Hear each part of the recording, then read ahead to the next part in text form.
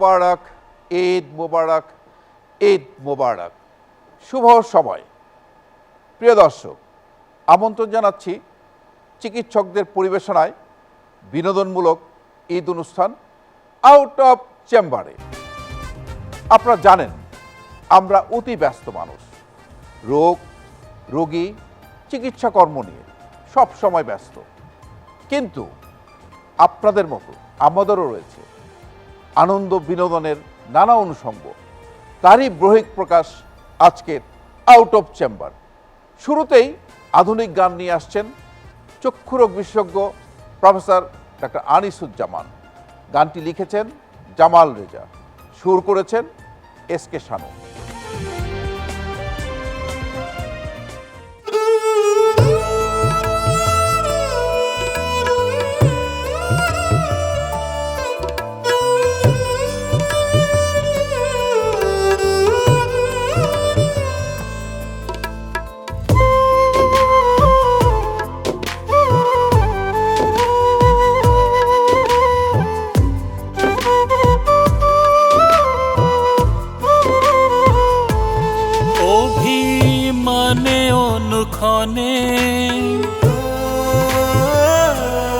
ভুল বুঝে অকারণে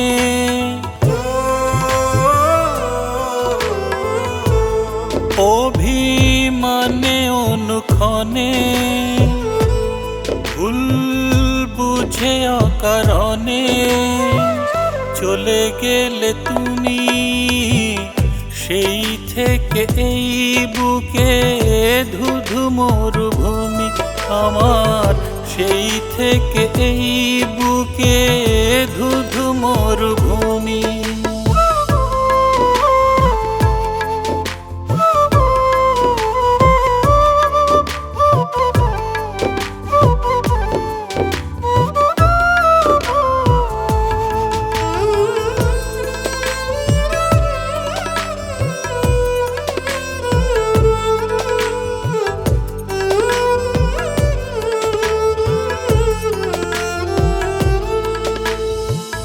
কত কথা কত স্মৃতি ভাবি মনে মনে, তুমি প্রথম প্রেম আমারে জীবনে।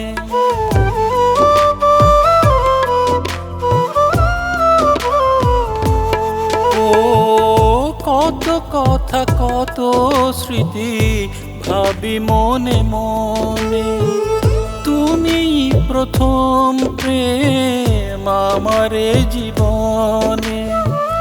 সেই তুমি চলে গেলে এতটা কঠিন হলে কি করে বাঁচি বলো আমি। সেই থেকে এই বুকে ধুধু মরুভূমি আমার, সেই থেকে এই বুকে ধুধু মরুভূমি।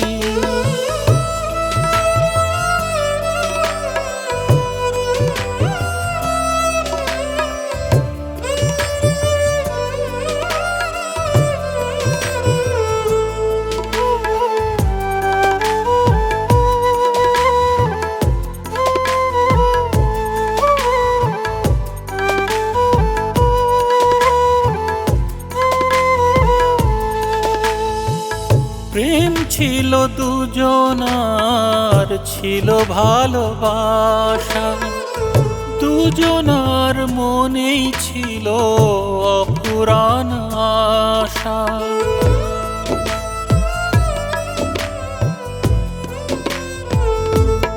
ও প্রেম ছিল দুজনার, ছিল ভালোবাসা, দুজনার মনেই ছিল অপুরাণ আশা।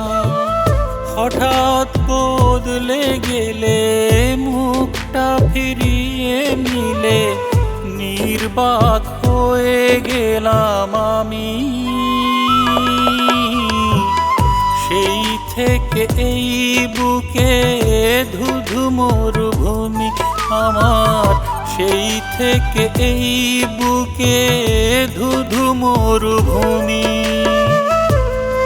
অভিমানে অনুক্ষণে ভুল বুঝে অকারণে চলে গেলে তুমি, সেই থেকে এই বুকে ধুধু মরুভূমি আমার, সেই থেকে এই বুকে ধুধু মরুভূমি।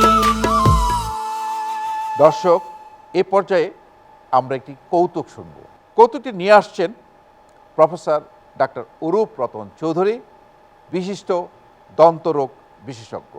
আজকের এই গল্পটি হচ্ছে বকুলদা আর মালতীকে নিয়ে।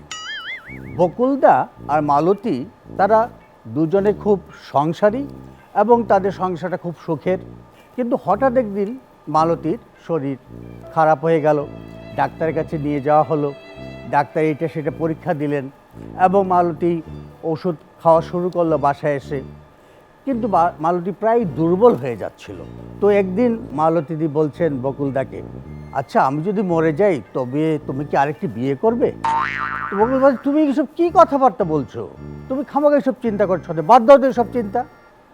বকুলদি আবার বলছে, দেখো এই আমার গহনা, আমার শাড়ি, আমার ব্লাউজ, তখন তোমার সব কিছু আমার এই নতুন বউকে দিয়ে দিবে? তখন বকুলদা বলছে, আরে শ্যামলের গায়ে কি তোমার এগুলা ফিট করবে? প্রিয় দর্শক, এবার কবিতা আবৃত্তি শুনব। আমাদের জাতীয় কবি কাজী নজরুল ইসলামের বাংলাদেশ কবিতাটি নিয়ে আসছেন বিশিষ্ট চক্ষুরোগ বিশেষজ্ঞ ডাক্তার মাহবুবুর রহমান চৌধুরী। নমো নমো নমো নমো বাংলাদেশ মম, চিরমনোরম চিরমধু, বুকে নিরবধি বহে শত নদী, চরণে জলধীর বাজে নূপুর, শিয়রে গিরিরাজ হিমালয় প্রহরী, আশিস মেঘবাড়ি সদা তার পরে ধরি, যেন উমার চেয়ে এ আদরিনী মেয়ে, ওরে আকাশ ছেয়ে মেঘচিকুর, গ্রীষ্মে নাচে বামা কাল বসিকি ঝড়ে, সহসা বর্ষাতে কাঁদিয়া ভেঙে পড়ে, শরতে হেসে চলে শেফালিকা তলে, গাহিয়া আগমনী গীতিবিধু, হরিত অঞ্চল হেমন্তে দোলায়, ফেরে সে মাঠে মাঠে শিশির ভেজা পায়ে, শীতের অলস বেলা পাতা ঝরার খেলা, ফাগুনে পরে সাজ ফুলবধূ, এই দেশের মাটি জল ও ফুলে ফলে, যে রস যে সুধা নাহি ভুবনডলে, এ মায়ের বুকে হেসে খেলে সুখে, ঘুমাবো এ বুকে স্বপ্নাতুর। নমো নমো নমো নমো বাংলাদেশ মম, চিরমনোরম চিরমধুর। প্রিয় দর্শক, অভিনয় সত্য নয় কবিতার সংলাপে অভিনয় নিয়ে আসছেন ডাক্তার শামস আরিফিন এবং ডাক্তার শাবনাজ আফরিন। এই যে শুনছেন, জি, আমাকে বলছেন? এখানে আপনি ছাড়া আর কেউ আছে নাকি? জি বলুন। আপনি প্রতিদিন ছাদে ওঠেন কেন? আপনি কিভাবে জানলেন? আমি আপনাকে দেখি। আপনি উঠেন কেন? প্রশ্নটা আমি আপনাকে আগে করেছিলাম। দিনে নয়, গধূলি বেলা। ওই একই কথা, বলুন না কেন? শেষ বিকেলের আকাশ দেখতে। তাই? গধূলির আকাশ আমার খুব পছন্দ। আমারও। কি? ওই যে আকাশও আমার খুব পছন্দ। বাহ, চার চোখের একই দৃষ্টি। আপনি তো খুব কাব্যিক কথা বলেন।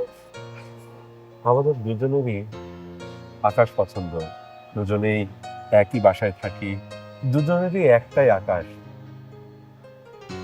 দুজনেরই একটাই ছাদ হলে ভালো হতো না? জানি না। আজকের আকাশের রংটা একটু ভিন্ন। ঠিক যেন কমলা রঙের মেঘ। ওই মেঘের টুকরোগুলো দেখে মনে হচ্ছে তুমি বুঝি ভেসে যাচ্ছ। তুমি না একটা পাগল।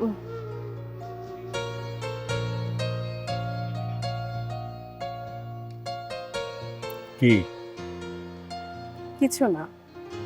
ফোন করে বললে জরুরি কথা আছে, আর এখন জানো, তোমাকে দেখলে জানি কেমন কেমন লাগে। তাই? আর না দেখলে? না দেখলেও জানি কেমন কেমন লাগে। এই যে কেমন কেমন লাগে, এটাই সত্যিকারের ভালোবাসা।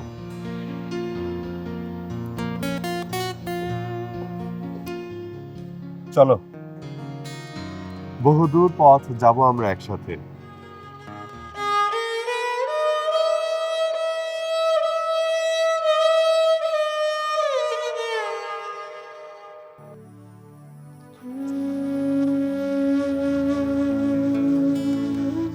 তোমার চুপ হয়ে যাওয়া আমাকে ভাবিয়ে তুলেছিল। হৃদয়ের ইঙ্গিত ছিল সেই নীরবতায়। দীর্ঘশ্বাস আর প্রতীক্ষা নিয়ে এক হাহাকারময় জীবন আমার। চারিদিকে সব কিছু ঠিকঠাক আছে, শুধু তুমি নেই। দর্শক, ঈদের সাথে ফ্যাশনের একটি সম্পর্ক আছে। এ পর্যায়ে আসছেন ডাক্তার নুরুল হুদা নাইম। চলুন তো দেখে আসি সে কি ফ্যাশন শো করছে।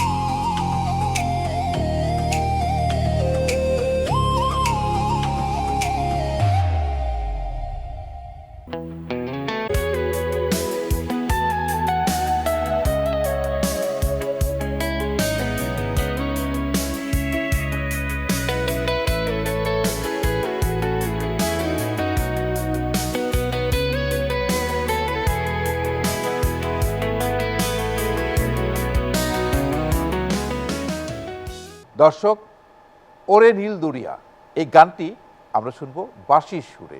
বাঁশি বাজাবেন বিশিষ্ট হৃদরোগ বিশেষজ্ঞ ডাক্তার মমিনুজ্জামান।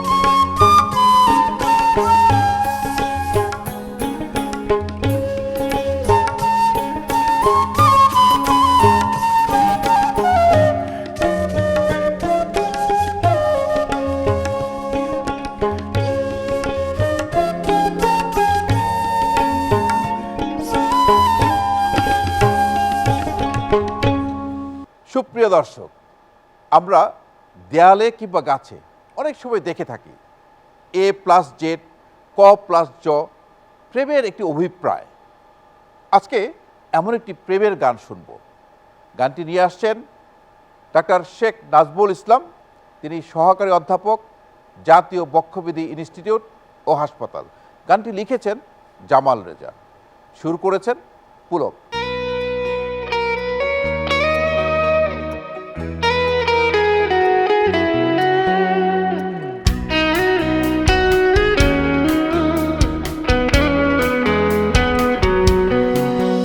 এই শহরে গলিতে গলিতে রং চটা দেয়ালে তুলির কালিতে লিখে রাখবো তোমারই নাম। তারও নিচে লিখে দেব আমি তোমারই ছিলাম,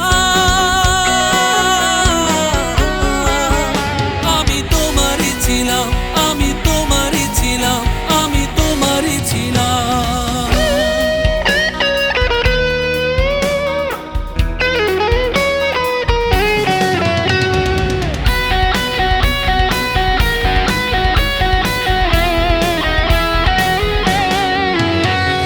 তোমার কারণে ছন্ন ছাড়া আজ বলে সবাই, কাগর কারো চোখ দেখলে আমি থমকে দাঁড়াই। ও তোমারই কারণে ছন্ন ছাড়া আজ বলে সবাই, কাগর কারো চোখ দেখলে আমি থমকে দাঁড়াই। আজও ঠিক জানা হলো না কি দোষে তোমাকে হারালাম, কি দোষে তোমাকে হারালাম।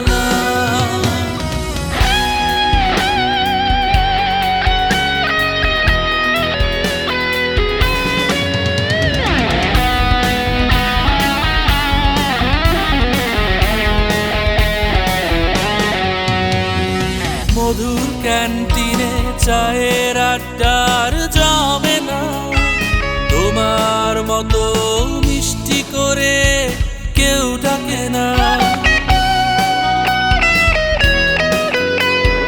মধুর ক্যান্টিনে চায়ের আড্ডার জমে না তোমার মতো মিষ্টি করে কেউ ডাকে না। ভুল পথে হেঁটে আমি ভুলেই পথ হারালাম, ভুলেই পথ হারালাম। এই শহরে গলিতে গলিতে রং চটা দেয়ালে তুলির কালিতে লিখে রাখবো তোমারই নাম। তারও নিচে লিখে দেব আমি তোমারই ছিলাম, আমি তোমারই ছিলাম, আমি তোমারই ছিলাম, আমি তোমারই ছিলাম। প্রিয় দর্শক, এবার আমি আমন্ত্রণ জানাচ্ছি প্রফেসর MG আজম। সস্ত্রীক তিনি আসবেন, তার সাথে আমার কথা আছে। আসসালামু আলাইকুম। আমার হাতে 5টি বিষয় আছে। এখান থেকে আপনারা লটারির মাধ্যমে একটি বিষয় চয়েস করবেন এবং এই বিষয়ের পর আমরা আপনার সাথে কথা বলব। প্লিজ। প্রেম ও সংসার। প্রথম প্রশ্ন, MG আজম, কবে প্রেম করেছেন? সেই কবে আমি প্রেমে পড়েছি এখন আমি মনে করতে পারছি না, কিন্তু এই বয়সে এসে বুঝতে পারছি জীবনের প্রতিটি পরতে পরতে আমাদের প্রেম ছিল। ম্যাডাম, প্রেম মানে কি? প্রেম হচ্ছে আমার মতে একটা অনুভূতি, একটা আবেগ, ভালোবাসা। মনে হয় যে এই অনুভূতি দিয়ে মনে হয় যে একটা মানুষকে সারা জীবন পাশে থাকলে আসলে মন্দ হয় না। ডাক্তার আজম, আপনি কি বলতে চান? আমি অবশ্যই একমত। একটা মধুর অনুভূতি, এটা পজিটিভ সেন্সে ব্যবহৃত হতে পারে, নেগেটিভ সেন্সে ব্যবহৃত হতে পারে। আমাদের জীবনে পজিটিভ এবং নেগেটিভ মিশ্রণেই আমাদের এই জীবনটা। আপনি কতবার প্রেমে পড়েছেন? আমি প্রতিবারই প্রেমে পড়ি, যখনই দেখা হয় তখনই প্রেমে পড়ি। কার প্রেমে পড়েন? আমি নিশাদের প্রেমে পড়ি, যখন তাকে আমি তার মেডিকেল কলেজের বারান্দায় তাকে দেখি। ম্যাডাম, অভিমানী কে, আপনি না আজম স্যার? আমার তো মনে হয় আমিই বেশি অভিমানী, একটুতেই কষ্ট পাই, কিন্তু তারপরে সে ওভারকাম করে ফেলে। যে কোনো ব্যাপারে যখন আমি একটু মন খারাপ করি সে বুঝে যায়। এই সংসার জীবনে আপনাদের কি খুনসুটি লেগে থাকে? খুনসুটি ছাড়া কোনো সংসার কখনো পরিপূর্ণতা পায় না। প্রকৃত সংসার খুনসুটি থাকতে হবে, এবং খুনসুটি একটা সংসারের উত্তরোত্তর বৃদ্ধির জন্য অত্যন্ত অপরিহার্য। সংসার সুখের হয় রমণীর গুণে। আপনার সংসার কি সুখের? শুধুমাত্র আসলে রমণীর গুণে তো আর সংসার সুখের হয় না, সংসার হচ্ছে কি দুজনের কন্ট্রিবিউশন। যে আপনার হাজবেন্ডের আপনি 3টি দোষ যদি আমাদের বলেন। আজমের খুব একটা দোষ আমার আসলে চোখে পড়ে না, তবে যে ব্যাপারটা আমি আসলে মাঝে মাঝে ও মানুষকে বেশি বিশ্বাস করে। আজকালকার যুগে মানুষকে বেশি বিশ্বাস করলে আসলে অনেক সময় ঠকতে হয়। দেখে শুনে বুঝে তারপরে মানুষকে আমার মনে হয় যে বিশ্বাস করা উচিত। একটি দোষ, আর দুটো? আর সেরকম একটা দোষ আমার চোখে পড়ছে না আসলে। আপনাকে 3টা দোষ বলতেই হবে। দাঁত ব্রাশ করে বাথরুমে যে টুথপেস্টে যে মুখটা লাগায় রাখে না, আর একটা হচ্ছে গিয়ে মানে যেমন ড্রেস চেঞ্জ করলো, ড্রেস পরলো, সেই কাপড় চোপড়গুলো ঠিক জায়গায় গুছিয়ে রাখলো না, সেটা আমার মাঝে মাঝে খারাপ লাগে। যে জিনিসটা হয়তো বা সেই জায়গায় রাখলে হয়তো বা ঘরটা একটু পরিপাটি থাকতো, এই আর কি। একটু সিলি ব্যাপার সব আর কি। স্যার, আপনি বলেন যে ম্যাডামের 3টি দোষের কথা। ও চিন্তা করছে যে আসলে বাসায় তো যেতে হবে এখন। আমি কিন্তু এটা বলতে চাচ্ছিলাম, আসলে তো বাসায় যেতে হবে, এখন 3টি দোষের কথা আপনাকে বলতেই হবে। হ্যাঁ, আমি যখন একটা জিনিস চাই, যদি সাথে সাথে না পাই, তখন আমার মেজাজ খুব খারাপ হয়। অনেক সময় তাকে যখন বলি যে আমার ওয়ালেটটা কোথায়, সে বলে যে দেখো বেডসাইড টেবিলে আছে কিনা অথবা ওয়ার্ড্রোবের উপরে কিনা। তখন আমি খুঁজে পাই না, তখন আমি একটু রাগারাগি করি। আর দুটো দোষ। 2 নম্বর দোষ হচ্ছে যে এখন আর এটাকে দোষ মনে হয় না, এখন এটাকে মনে হয় যে অধিকার। কারণ প্রায় আমাকে রাতে বিরাতে দেরি করে আসতে হয়, তখন সে খুব রাগারাগি করে, তো সেটা আমার কাছে খুব খারাপ লাগে। থার্ড হচ্ছে আমি কোথাও যদি কথা দিই, আসতে যদি দেরি হয় অনিচ্ছাকৃতভাবে, বিশেষ করে হার্টে জানেন যে ইন্টারভেনশন কার্ডিওলজি, এই দেখে আসলাম 10 মিনিট ভালো, চলে আসলাম, মাঝপথে আসছি, অবশ্য ফোন করলে রোগী খারাপ হয়ে গেছে, তখন দৌড় দিয়ে চলে যায়। সেটা তো কমিটমেন্ট রক্ষা করা সম্ভব হয় না। সে আমাকে সবসময় কমিটমেন্ট ফেলিওর যে একটা দেওয়ার চেষ্টা করে। একটা ভালোবাসার অধিকার বলা যায়, যে ভালোবাসলে তো একটু সময় চাইতেই পারি। যে এটা খুবই স্বাভাবিক। ম্যাডাম, আপনার কাছে আসছি, সংসার জীবনে আপনি বিব্রত হয়েছেন? সংসার জীবনে আসলে আমরা তো দুজনে আসলে কম্প্রোমাইজ করি, প্রচুর কম্প্রোমাইজ করি, কাজে খুব একটা বিব্রত আসলে হতে হয় না আমাদেরকে। শেষ প্রশ্ন আপনাদের দুজনের কাছে, সংসার সুখের হওয়ার মর্ম কথা কি? স্বামীকে হতে হবে বধির, আর স্ত্রীকে হতে হবে বোবা, তাহলে মনে হয় সংসার খুব ভালো চলবে, স্মুথলি চলবে, কোনো সমস্যা সেই সংসারে দেখা দিবে না। আজব। আমার কাছে 2টা ল আছে। Rule number 1, boss is always right. Rule 2, if boss is wrong then follow rule number 1, that means boss is always right. ধন্যবাদ। He is my boss, I always follow the rule number 1। আপনাদের দুজনকেই ধন্যবাদ। আপনাকে অসংখ্য ধন্যবাদ। দর্শক, সংসার সুখের হওয়ার যে মর্মকথা ওনারা শোনালেন। স্বামীকে হতে হবে বধির, স্ত্রীকে হতে হবে বোবা। আসলে বোবা বা বধির হওয়ার প্রয়োজন নেই, পারস্পরিক সমঝোতার ভিত্তিতেই সংসার সুখের হয়, এই প্রত্যাশা আমাদের সবার। প্রিয় দর্শক, এখন আমরা গান শুনব। বাংলা চলচ্চিত্রের জনপ্রিয় গান আয়নাতে ওই মুখ দেখবে যখন। হ্যাঁ দর্শক, আমি গাইব না, গান নিয়ে আসছেন প্রফেসর ডাক্তার সৌমিত্র সরকার এবং প্রফেসর ডাক্তার উৎপলা মজুমদার। তারা দুজনই স্বামী স্ত্রী। চলুন তাদের গান শুনে আসি।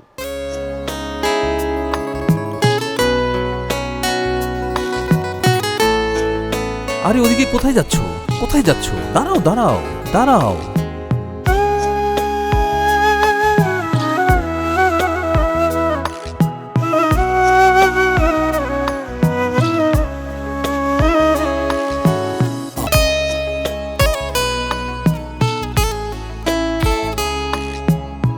রে ভালোবাসবে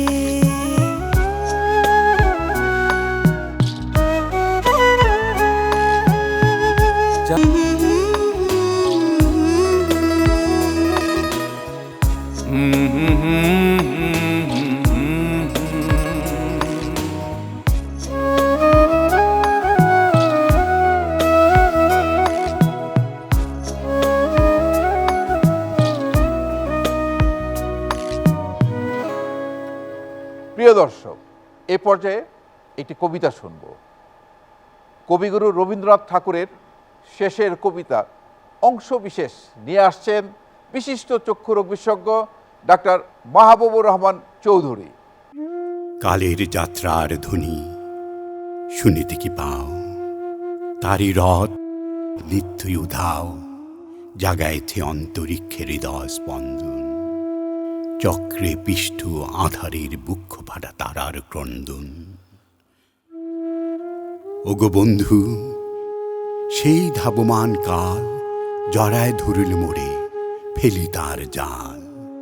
তুলে নিল দ্রুত রথে দুঃসাহসী ভ্রমণের পথে, তোমা হতে বহু দূরে।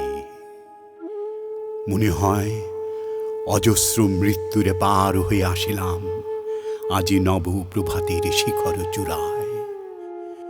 রথের চঞ্চল বেগ হাওয়ায় উড়ায় আমার পুরনো নাম। ফিরিবার পথ নাহি, দূর হতে যদি দেখো চাহি, পারিবে না চিনিতে আমায়। হে বন্ধু বিদায়, তোমার হয়নি কোনো ক্ষতি, মর্তের মৃত্তিকা মন। তাই দিয়ে অমৃত মরতি যদি সৃষ্টি করে থাকো, তারই আরতি হোক তব সন্ধ্যাবেলায়। পূজার সে খেলা ব্যাঘাত পাবে না মোর প্রত্যহের ম্লান স্পর্শ লেগে। তৃষার্ত আবেগ বেগে ভ্রষ্ট নাহি হবে কোনো ফুল নৈবেদ্যের থালে। আজও তুমি নিজে হয়তো বা করিবে রচন, মোর স্মৃতিটুকু দিয়ে স্বপ্নপিষ্ট তোমার বচন। ভার তার নাই রহিবে, না রহিবে দায়। হে বন্ধু বিদায়। মোর লাগি করিও না শোক, আমার রয়েছে কর্ম, আমার রয়েছে বিশ্বলোক। মোর পাত্র রিক্ত হয় নাই, শূন্যেরে করিব পূর্ণ, এই ব্রত বহিব সাদায়। উৎকণ্ঠ আমার লাগি কেউ যদি প্রতীক্ষা থাকে, সেই ধন্য করিবে আমাকে। শুক্লপক্ষ হতে আনি রজনীগন্ধার বৃন্তখানি, যে পারে সাজাতে অর্ঘ্য থালা কৃষ্ণপক্ষ রাতে। যে আমারে দেখিবারে পায় অসীম ক্ষমায়, ভালো মন্দ মিলায় সকলি এবার পূজায় তারই আপনারে দিতে চাই বলি। তোমারে যা দিয়েছেন তার পেয়েছ নিঃশেষ অধিকার। হেথা মোর তিলে তিলে দান, করুণ মুহূর্তগুলো গণ্ডূষ ভরিয়া করে পান। হৃদয় অঞ্জলি হতে মম, ওগো তুমি নিরুপম, হে ঐশ্বর্যবান। তোমারে যা দিয়েছিল সে তোমারই দান। গ্রহণ করেছ যত, ঋণী তত করেছ আমায়। হে বন্ধু বিদায়। দর্শক, হাটে ঘাটে মাঠে বাসে আমরা দেখি ক্যানভাসাররা তাদের ক্যানভাসের মাধ্যমে নানান উপকরণ বিক্রি করে। আজকে প্রফেসর ডাক্তার জাহাঙ্গীর আলম তিনি আসছেন ক্যানভাসার হিসাবে। আসসালামু আলাইকুম। মুসলমান ভাইদের জানাই সালাম, হিন্দু ভাইদের নমস্কার। মিয়া ভাই, আমি আজকে আপনাদের সামনে উপস্থিত হয়েছি একটি মলম নিয়ে। আমার এই মলমটার নাম ম্যাজিক মলম। এই মলমে সমস্ত রোগের উপকার আপনি পাবেন না, আমার এই মলমে মাত্র 4টা রোগের উপকার পাবেন। আপনার চুলকানি দূর হবে, আপনার মুখের গন্ধ দূর হবে, আপনার মাজা ব্যথা কোমর ব্যথা দূর হবে, আপনার পুরুষত্বহীনতা দূর করবে। মিয়া ভাই, চুলকানি একটা মজার রোগ। এই চুলকানি নিয়ে নোবেল বিজয়ী লেখক চুলকানি লিখেছেন, হায় রে সাদের চুলকানি, চুলকায় বেলায় লাল পানি, রাজা চুলকায় রানী চুলকায়, চুলকায় চাকরানি। মিয়া ভাই, যখন চুলকানি ওঠে চুলকাইতে চুলকাইতে এত আরাম লাগে, বড় হয় যেন মরণ চাঁদের রসগোল্লা খাইতেছেন। লজ্জার কথা কি বলবো মিয়া ভাই, জাগা অজাগায় চুলকানি। বলতে পারেন আলমাস আলী, আমি তো বহুত ডাক্তার দেখাইছি। ভাই, আপনার ডাক্তাররা ভুয়া। আমার এই মলমটা যদি ব্যবহার করেন আপনি শান্তি পাবেন, ওম শান্তি। এমনকি শান্তিতে আপনি নোবেল পুরস্কারও পেয়ে যেতে পারেন। এই মলম ব্যবহার করলে মুখের দুর্গন্ধ দূর হয়, আপনি যখন কথা বলেন আপনার আশেপাশে কোনো লোক থাকতে চায় না, আপনার বউ দূরে সরে চলে যায়, আদরের সন্তানকে কোলে নিতে পারেন না, ছেলে বাবা বলে ডাক দিয়ে আতঙ্কে থাকে, কখন আপনি হা বলবেন মুখ থেকে দুর্গন্ধ বের হয়ে যাবে। মিয়া ভাই, আমার এই মলমের তৃতীয় কাজটা হলো ব্যথা দূর করে। মাজা ব্যথা, কোমর ব্যথা, হাঁটু ব্যথা, হাই রে জায়গায় জায়গায় ব্যথা, ওষুধ খাইতে খাইতে ভাই পেটটা ডিসপেন্সারে বানায় ফেলাইছেন, কিন্তু ব্যথা বলা হয় না। মিয়া ভাই, সেই মিয়া ভাইদের বলছি, আমার এই মলমটা যদি নেন, এখানে যদি কোনো ভাইয়ের ব্যথা থাকে এখন আসেন, এখন ব্যবহার করবেন, এখন ব্যথা দূর হয়ে যাবে। নাই কেউ? ওকে, আবার এই মলমটা বৃদ্ধ বাবা মার জন্য নিয়ে যাবেন। বৃদ্ধ বাবা মা আরাম পাবে, শান্তি পাবে, আপনার জন্য দোয়া করবে। দাদা ভাই, আমার এই মলমের চতুর্থ গুণটা, লজ্জার কথা মিয়া ভাই বলে লাভ নাই, যৌবনকালে নিজের উপর বহুত অত্যাচার করছেন। আমার এই মলম যদি 3 দিন ব্যবহার করেন, আমি চ্যালেঞ্জ দিয়ে বলতে পারি, প্রশ্ন করতে পারেন, মিয়া ভাই আলমাস আলী তুমি তো বহুত কথা কইলা, তোমার এই মলমের দাম কত? দাম নিবে 200 টাকা। বাট কোম্পানির প্রচারের জন্য আমি আলমাস আলী এই মলমটা এনে হাজির হয়েছি মাত্র 50 টাকা, 50 টাকা, 50 টাকা। তো মিয়া ভাই, আপনার জায়গায় থেকে আওয়াজ দেন, আমার লোকজন পৌঁছে দেবে। আসসালামু আলাইকুম, নমস্কার, আমার জন্য দোয়া করবেন।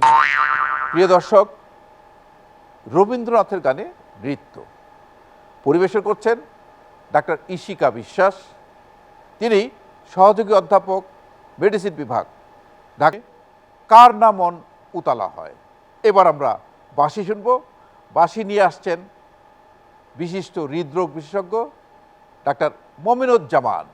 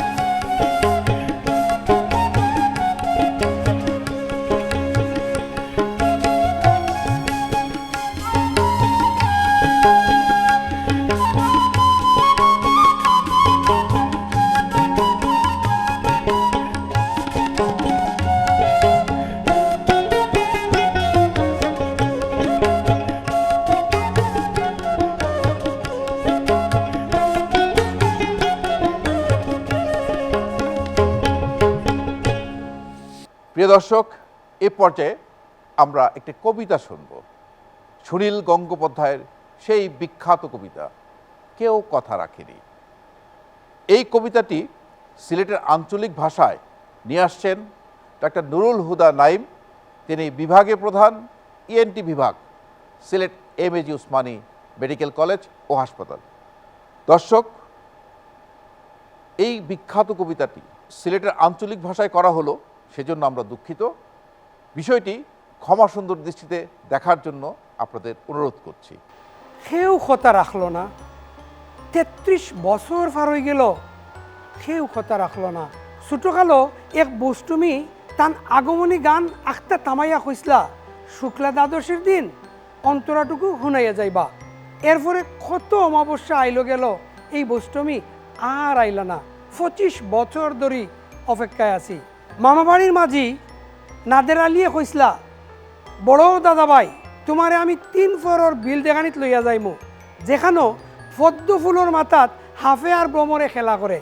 নাদের আলী, আমি আর কত বড় হইতাম, আমার মাথা এই গরুর সাদ ফাড়িয়া আকাশ চইলে তারপর তুমি আমার 3 ফরর বিল দেখাইবাই। একটাও রয়্যালগুলি কিনতাম পারছি না কোনো দিন। লাঠি লজেন্স দেখাইয়া শুইয়া খাইছে লস্কর বাড়ির ছেলেরা। ফকিরের লাখান চৌধুরী বাড়ির গেটও দাঁড়াইয়া দেখছি ভিতরে রাস উৎসব। অবিরল রঙের দ্বারার মাঝে সুন্দর সুন্দর চুরি ফোড়া ফর্সা মহিলারা আমোদ ফুর্তিতে ব্যস্ত। তারা আমার দিকে ফিরিয়েও চাইলা না। বাবা আমার খান্দ হাত রাখিয়া কইসলা, দেখিস একদিন আমরাও। বাবা এখন অন্ধ, আমরা দেখা হইছে না কোনটাই। এই রয়্যালগুলি, এই লাঠি লজেন্স, এই রাস উৎসব কেউ আমারে ফিরাইয়া দিত নাই। বুকের মাঝে সুগন্ধি রুমাল রাখিয়া বরুণায় কইসলা, যেদিন আমারে সত্যি সত্যি ভালো ভাইবাই, এদিন আমার বুকও ওরকম আতরের গেরান হইব। ভালোবাসার লাগি আমি হাতের মুঠিত প্রাণ নিছি। দুরন্ত ষাঁড়ের চোখে বাঁধছি লাল কাপড়। সারা দুনিয়া তন্ন তন্ন করিয়া খুঁজিয়া আনছি 108টা নীলপদ্ম, তাও কথা রাখছে না বরুণায়। এখন তার বুকে খালি মাংসের গন্ধ। এখন সে যে কোনো নারী, কেউ কথা রাখলো না। 33 বছর পার হয়ে গেল, কেউ কথা রাখে না। দর্শক, এ পর্যায়ে আমরা একটি কৌতুক শুনব। কৌতুকটি নিয়ে আসছেন প্রফেসর ডাক্তার অরূপ রতন চৌধুরী, বিশিষ্ট দন্তরোগ বিশেষজ্ঞ। একজন ভদ্রলোক ঢাকায় থাকতেন, তো তিনি সম্প্রতি আমেরিকাতে একটা চাকরি পেয়ে চলে যান। তো সেই ভদ্রলোক সেখানে 2 বছর চাকরি করার পর আবার ঢাকায় ফিরে আসেন। কিন্তু ভদ্রলোক আমেরিকা থেকে অনেক দিন থাকার পরে তার একটা জিনিস খুব ভালো লেগেছিল। সেটা কি? সেটা হচ্ছে যে ওখানে তিনি দেখলেন যে ওরা পিতামাতারা সন্তানদেরকে সব কিছুই খুলে বলে, অর্থাৎ তারা সন্তানকেও জানিয়ে দেয় যে এই জিনিসটা ভালো, এই জিনিসটা খারাপ। কিন্তু আমাদের এখানে জিনিসটা অন্যরকম। যেমন ধরেন, যদি আমরা তার বাবা একটা ব্লেড কিনে নিয়ে আসে, সেটা আমেরিকাতে তারা বলে যে দেখো বাবা, এটা কিন্তু একটা ব্লেড, এটা কিন্তু আমরা দাড়ি কাটতে পারি, আমরা নখ কাটতে পারি, কাগজ কাটতে পারি, সব কিছুই কাটতে পারি, কিন্তু খুব সাবধানে ব্যবহার করতে হয়, নাহলে কিন্তু হাত কেটে যেতে পারে।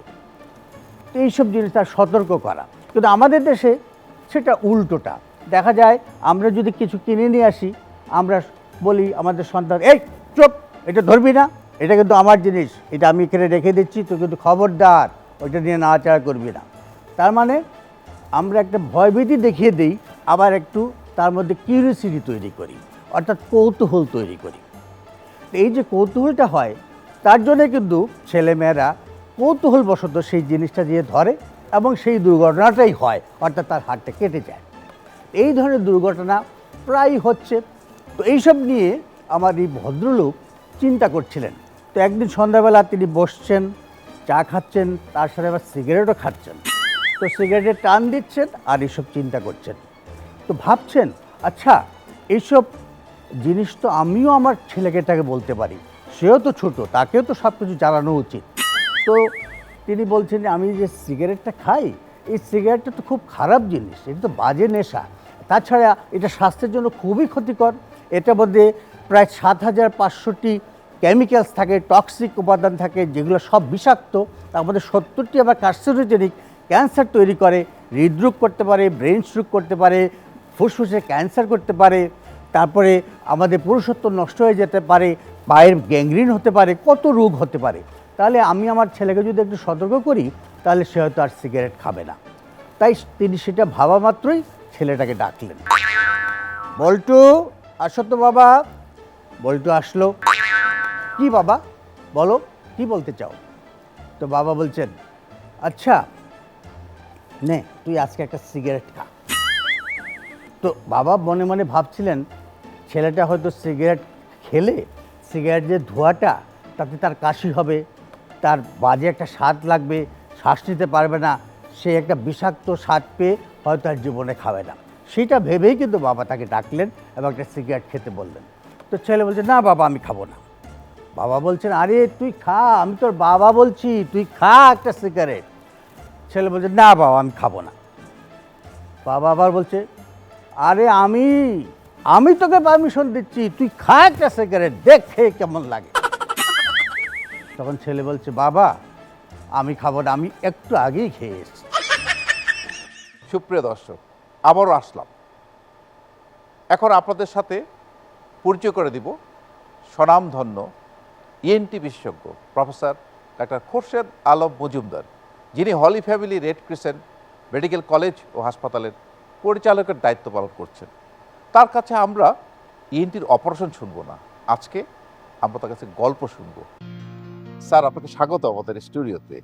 ধন্যবাদ। শুরুতেই আমরা প্রশ্ন করি আপনাকে, শৈশব কেমন ছিল? আমি গ্রামে বড় হয়েছি, আমার শৈশব গ্রামে কেটেছে। আমি স্কুলে পড়তাম, আমি মাছ ধরার খুব শখ ছিল এবং আমি মাছ ধরতাম। অপ্রাসঙ্গিক হলেও বলবো, আমার বাবা ফ্যামিলির সবচেয়ে বড় ছেলে থাকায় আমার চাচারা অধিকাংশ আমার সমবয়সী ছিল। সবার সাথে একসাথে মাছ ধরতে যেতাম। কেন জানি আমি সব সময় বড় মাছটা আমি পেতাম, বেশি বেশি মাছ আমি ধরতাম। সেই স্মৃতিগুলো এখনো আমার চাচারা আমাকে খুব বলে এবং আনন্দ দেয়। আমরা অনেক সময় অনেকগুলো মাছ ধরতাম একসাথে। কোনো কোনো সময় আমি ছোট থাকলেও ওনাদের থেকে মাছ ভাগ করতাম আমরা, আমাকে ওনারা সমান ভাগ দিতেন। আমি খুবই অভিভূত হতাম। স্যার ওই সময়টাতে অনেক মারামারি হয়, ধরাধরি, আপনার কি এরকম কোনো ঘটনা আছে? মারামারি করলেও নিজেদের মধ্যে একটা ভালোবাসাবাসি ছিল। ধাক্কা দিতাম, থাপ্পড় দিতাম, আমাদেরকেও দিত। আমরা কিন্তু খুব বেশি ব্যথা পেতাম না, শুধু সরেই যেতাম। প্রায় কাছাকাছি ক্লাসে পড়তাম বলে সবার মধ্যে এই ভাবটা ছিল। স্যার প্রথম ভালোবাসার কথা কাকে বলেছিলেন? মাকে। মাকে তো সবাই ভালোবাসে, আমরাও ভালোবাসি। মা ছাড়া আর কাউকে কোনো ভালোবাসা পেয়েছিলেন? আমি আপনাকে এই প্রসঙ্গে বলবো যে সবসময় একটা গান শুনে আমি খুব আনন্দ পেতাম। গানটা ছিল প্রেম একবার এসেছিল নীরবে। ইনফ্যাক্ট এটার বৈপরীত্যের জন্যই আমি পছন্দ করতাম। ওই ধরনের প্রেম আসলে আমার জীবনে আসে নাই। এখন কি সময় পান মাছ ধরার? এখন কি সময় পান ছোটবেলার সেখানে যেতে? সময় আর ওভাবে হয় না। প্রফেশনাল লাইফে ডাক্তার হওয়ার পরে আমি সার্জন, ইএনটি সার্জন, নিজের প্রফেশন নিয়ে এতটাই ব্যস্ত হয়ে গেলাম যে সেই দিনগুলোর কথা যখন কোনো জায়গায় কোনো কনফারেন্সে বা কোথাও যাই, আশপাশে কোথাও মাছ ধরতে কাউকে দেখলে খুবই মনের ভিতরে হু হু করে ওঠে, ইস কতক্ষণ বসে যদি এখানে মাছ ধরতে পারতাম। আর হয়ে ওঠে না। আপনি কখনো, আপনি তো চিকিৎসক হয়েছেন, কখনো জেলে হতে ইচ্ছা হয়েছিল? সত্যিকার অর্থে বলতে কি, আমি মাছ ধরা খুব পছন্দ করতাম এবং আমার তখন মনে হতো যে যেহেতু আমি এত মাছ পাই, জেলে হলে এই ক্যারিয়ারটাই আমার জন্য খুব ভালো হবে।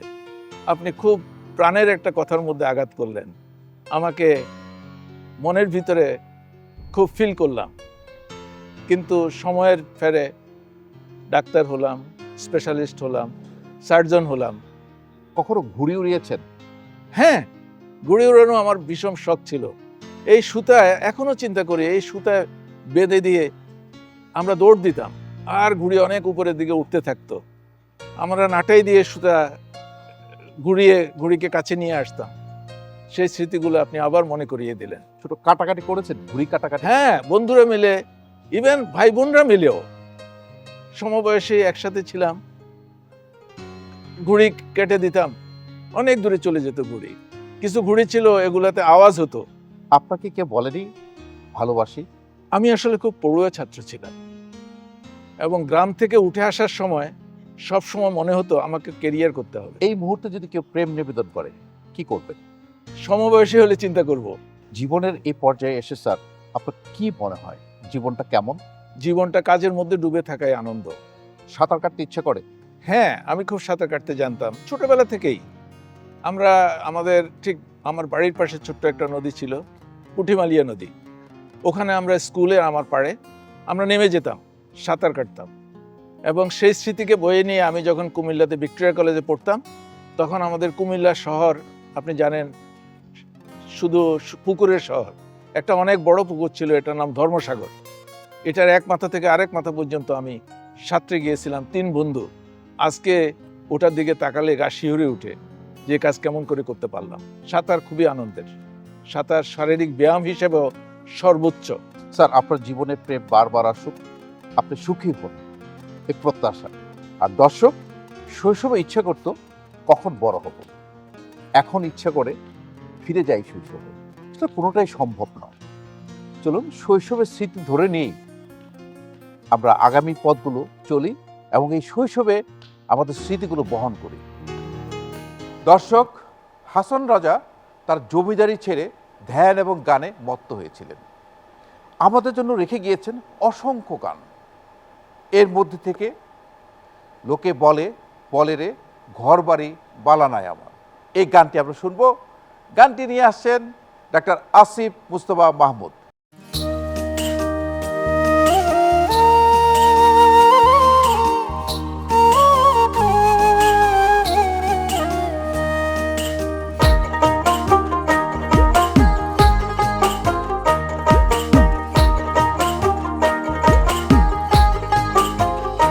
লোকে বলে ও বলে রে ঘর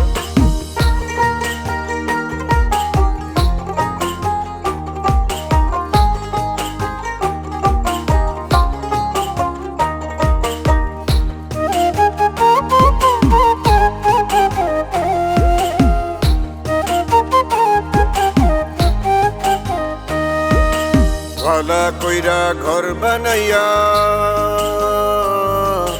কয়দিন থাকমু আর, হায় রে কয়দিন থাকমু আর। আয়না দিয়া চাইয়া দেখি, আয়না দিয়া চাইয়া দেখি পাকনা চুলা মার। লোকে বলে ও বলে রে ঘর বাড়ি বালা নাই আমার। লোকে বলে ও বলে রে ঘর বাড়ি বালা নাই আমার।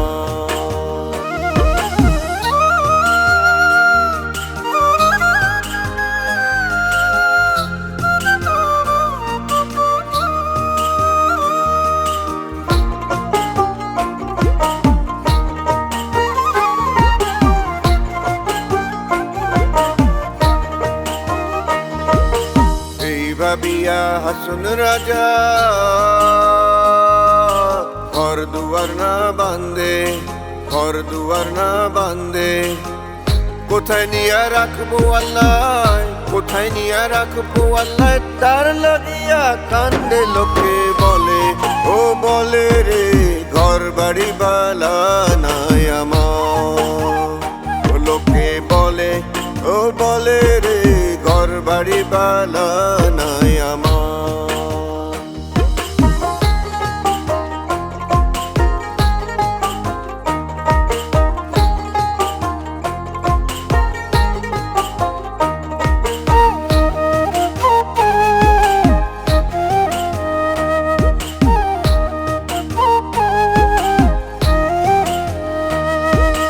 জানতো যদি হাসন রাজা বাঁচবো কতদিন, হায় রে বাঁচবো কতদিন। বানাই তো দালান কোঠা, বানাই তো দালান কোঠা করিয়া রঙিন। লোকে বলে ও বলে রে ঘর বাড়ি বালা নাই আমার। লোকে বলে ও বলে রে ঘর বাড়ি বালা নাই আমার। সুপ্রিয় দর্শক, আমরা সবাই চিকিৎসক। আমরা হাজির হয়েছিলাম আনন্দ বিনোদনের নানা অনুষঙ্গ নিয়ে। কতটুকু পেরেছি তার ভার আপনাদের কাছে। আশা তো করতেই পারি আমরা ভালো করেছি। দর্শক, আপনারা ভালো থাকবেন, শুভকামনা আপনাদের সকলের জন্য। ঈদ মুবারক।